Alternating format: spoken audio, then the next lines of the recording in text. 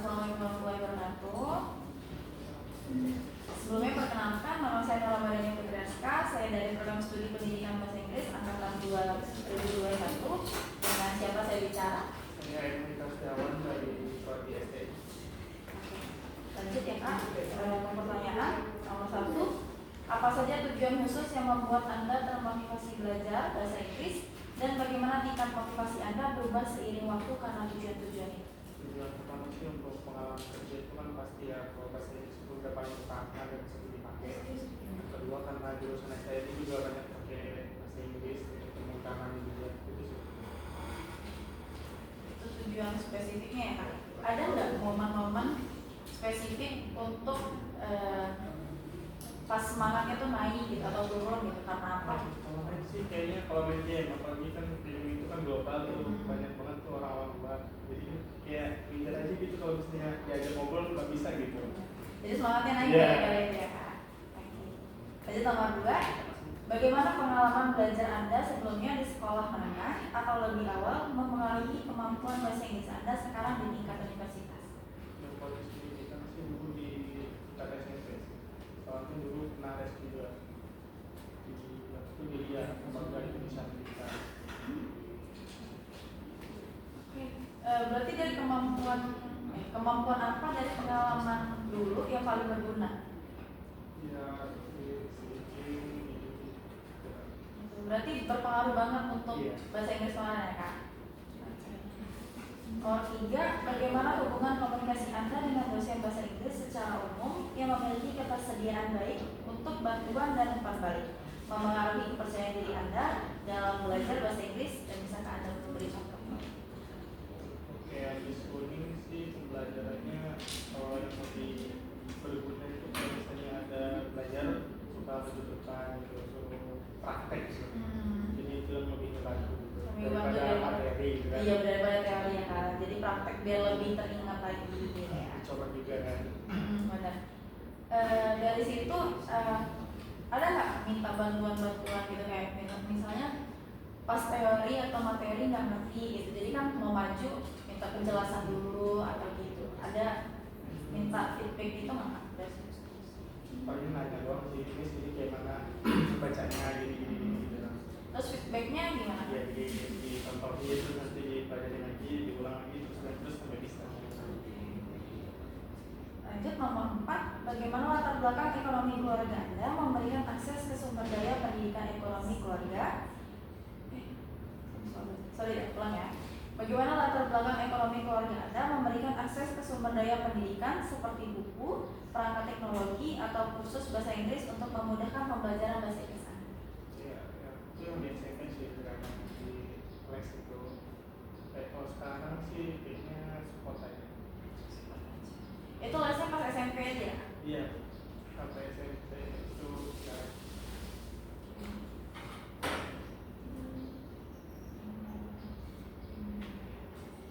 Lanjut nomor 5, bagaimana tingkat fasilitas kelas seperti ruang dan alat bantu visual serta interaksi dan partisipasi siswa di kelas meningkatkan pengalaman Anda? Kayak semua lebih untuk materi kayak proyektor gitu kan, lebih jelas, lebih dikasih tahu detail-detailnya daripada untuk berbicara dijelasin kan. Kalau proyektor kan lebih detail, ada kelihatan gitu loh untuk menjelaskan kan. Kalau untuk interaksi tertentu ada nggak yang bikin belajar kamu lebih baik? Ya paling sama teman lah, Interaksi sama saling menjelaskan, saling bantu untuk bahasa Inggris itu. Lanjut nomor 6, bagaimana keterlibatan orang tua Anda secara khusus mempengaruhi proses pembelajaran bahasa Inggris Anda? Ya selalu di hubungan aja. Lanjut nomor 7, bagaimana Anda menggunakan strategi kognitif seperti ringkasan atau alat mnemoni untuk mengingat informasi bahasa Inggris? Kalau informasi bahasa Inggris paling nyatet atau enggak lihat ini sambil ngapalin title. Oh, film. Oke. Dikit-dikit kan nyampe lah, masuk lagi keluar pas. Benar.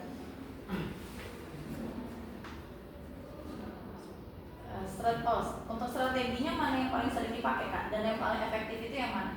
Sambil nonton. Sambil menonton, karena dia langsung secara ini ya, langsung dari perenangnya juga dapet gitu ya. Nomor 8, bagaimana regulasi diri dalam merencanakan dan mengevaluasi pembelajaran bahasa Inggris mempengaruhi kemajuan Anda? Regulasi diri itu mengontrol diri Kak. Jadi cara kakak mengontrol dirinya untuk membuat misalnya bikin planning kayak gitu untuk belajar bahasa Inggris. Aja sambil hobi gitu kan, planningnya sambil nonton sambil belajar gitu kan. Jadi dapat ya belajar, Evannya dapat, Iya. ilmunya dapat.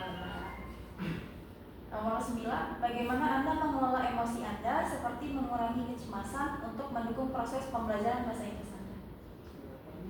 Main game gitu. Hilangin stresnya. Oke, kalau misalnya di kelas Kak, misalnya di kelas disuruh maju grogi nggak? Grogi, nah, untuk ngatasin grogi itu nggak?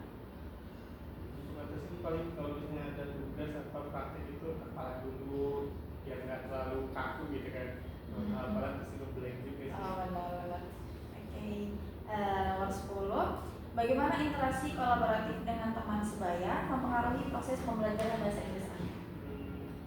Itu saling bantu, saling support saja sih. Kayak misalnya kalau ada yang susah kita bantu, kayak kita susah minta tolong teman juga. Jadi suportif ya Kak berarti.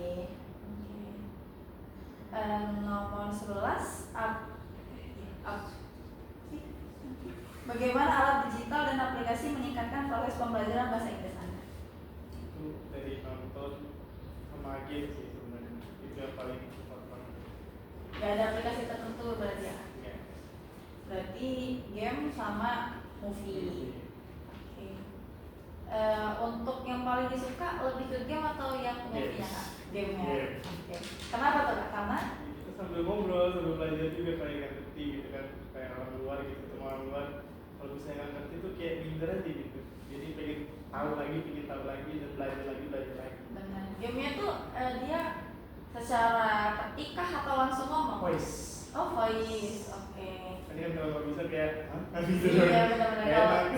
Kalau di ketik kan masih Jadi bisa bisa terjemahan cari langsung. benar. Oke kalau gitu. Jadi pertanyaannya udah selesai Kak. Terima kasih. Saya akhiri. Wassalamualaikum warahmatullahi wabarakatuh. Ya, sama-sama.